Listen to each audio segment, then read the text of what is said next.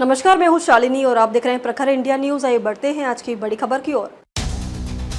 जब अमेरिका और सोवियत संघ के बीच होने वाला था परमाणु युद्ध, हॉटलाइन संचार से कैसे टला WWE का खतरा।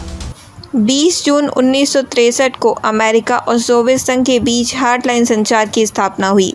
वॉशिंगटन और मॉस्को के बीच सीधा संचार का माध्यम। अक्टूबर 1962 में अमेरिका और सोवियत संघ के बीच शीत युद्ध अपने चरम पर था। इसी बीच सोवियत संघ ने अमेरिका के पास मौजूद क्यूबा में परमाणु मिसाइल तैनात कर दिए। इस घटना से पूरी दुनिया में हड़कंप मच गया। अमेरिका भी तुरंत एक्टिव हो गया। सबको लगा कि अब दोनों देशों के बीच परमाणु युद्ध होकर रहेगा। क्यूबा मिसाइल संकट को शीत युद्ध का चरम समय माना जाता है। इस दौरान अमेरिका और सोवियत संघ के बीच 13 दिनों तक टकराव चला, जिसके बाद दोनों देशों के बीच हॉटलाइन संचार शुरू हुआ। क्यों हुई हॉटलाइन संचार की स्थापना। 20 जून 1963 को अमेरिका और सोवियत संघ के बीच हॉटलाइन संचार की स्थापना हुई।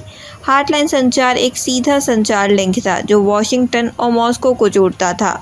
दरअसल क्यूबा मिसाइल संकट के दौरान जब दुनिया पर तीसरे विश्व युद्ध का खतरा मंडरा रहा था, तब अमेरिका ने सोवियत संघ को समझौते का मैसेज भेजा, जिसे पहुंचने में 12 घंटे का समय लगा। सभी को डर था कि कहीं मैसेज पहुंचने से पहले रूस अमेरिका पर परमाणु हमला ना कर दे। तीसरा विश्व युद्ध टला। आखिर में दोनों देशों ने युद्ध न करने का फैसला लिया। क्यूबा मिसाइल संकट का एक बड़ा कारण दोनों देशों के बीच संपर्क स्थापित न होना भी था। इससे सबक लेते हुए अमेरिका और सोवियत संघ के नेताओं ने जिनेवा में मुलाकात की और दोनों देशों के बीच हॉटलाइन स्थापित करने पर सहमति बनी।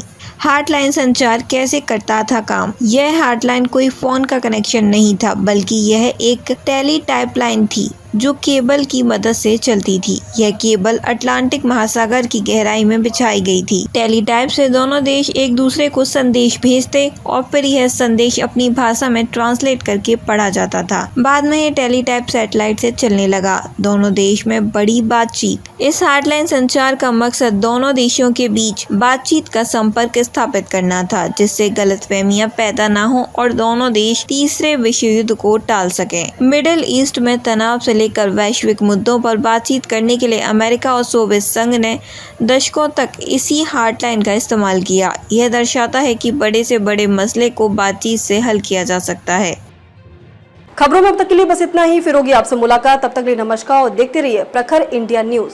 ऐसे ही लेटेस्ट अपडेट पाने के लिए हमारे चैनल को सब्सक्राइब करें और तुरंत नोटिफिकेशन पाने के लिए बेल आइकन को दबाना ना भूलें। यदि आप हमें फेसबुक या इंस्टा के माध्यम से देख रहे हैं तो हमारे पेज को फॉलो जरूर करें। धन्यवाद।